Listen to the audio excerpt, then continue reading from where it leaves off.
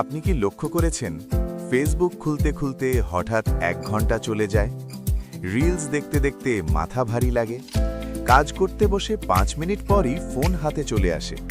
যদি উত্তর হ্যাঁ হয়, তাহলে এই ভিডিওটা আপনার জন্য। আজ কথা বলবো ডোপামিন ডিটক্স নিয়ে, মানে মস্তিষ্ককে আবার ফোকাসে আনার একটি সহজ পদ্ধতি। ডোপামিন হলো আমাদের ব্রেনের ফিল গুড হরমোন। যখন আমরা চকলেট খাই, নতুন নোটিফিকেশন দেখি, শর্ট ভিডিও দেখি, তখন ডোপামিন রিলিজ হয়। সমস্যা কোথায় জানেন?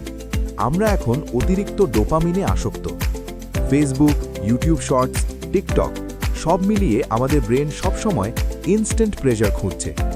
এর প্রভাব ধীরে ধীরে আমাদের দৈনন্দিন জীবনে ছড়িয়ে পড়ছে। মনোযোগ ধরে রাখা কঠিন হয়ে যাচ্ছে, গভীর কাজ বা পড়াশোনায় আগ্রহ কমে যাচ্ছে, অল্প সময়েই বিরক্তি ও মানসিক অস্থিরতা তৈরি হচ্ছে। ফলে বাস্তব জীবনের স্বাভাবিক আনন্দ আগের মতো অনুভূত হয় না। বাংলাদেশের বর্তমান বাস্তবতা: পড়তে বসলে মন টেকে না, অল্প সময়েই মোবাইলের দিকে হাত চলে যায়। অফিসে বা কাজে আগের মতো ফোকাস ও প্রোডাক্টিভিটি নেই।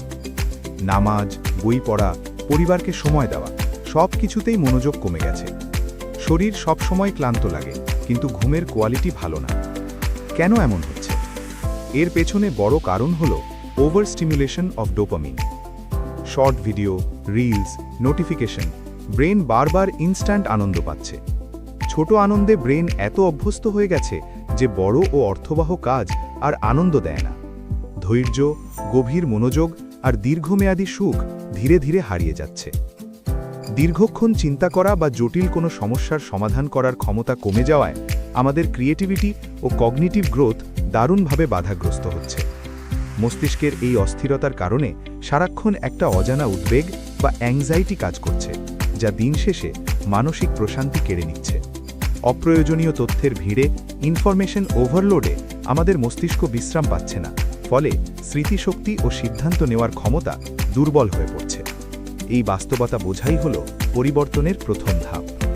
ডোপামিন ডিটক্স মানে ডোপামিন একদম বন্ধ করা না, বরং আননেসেসারি ডোপামিন সোর্স থেকে বিরতি নেওয়া। যেমন সোশ্যাল মিডিয়া, গেমিং, অতিরিক্ত ভিডিও, জাঙ্ক ফুড, সারাক্ষণ ফোন চেক করা।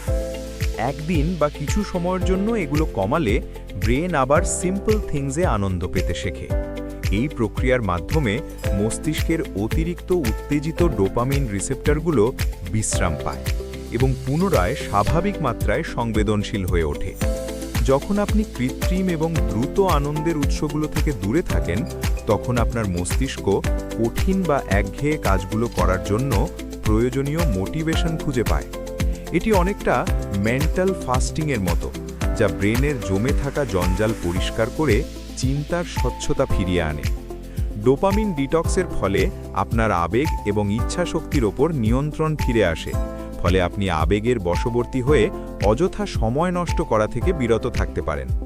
কৃত্রিম স্ক্রিনের আলো থেকে দূরে থাকার ফলে তখন প্রাকৃতিক পরিবেশ, রোদের আলো বা বইয়ের পাতার মতো সাধারণ বিষয়গুলো মনে প্রশান্তি ও গভীর আনন্দ জাগাতে শুরু করে।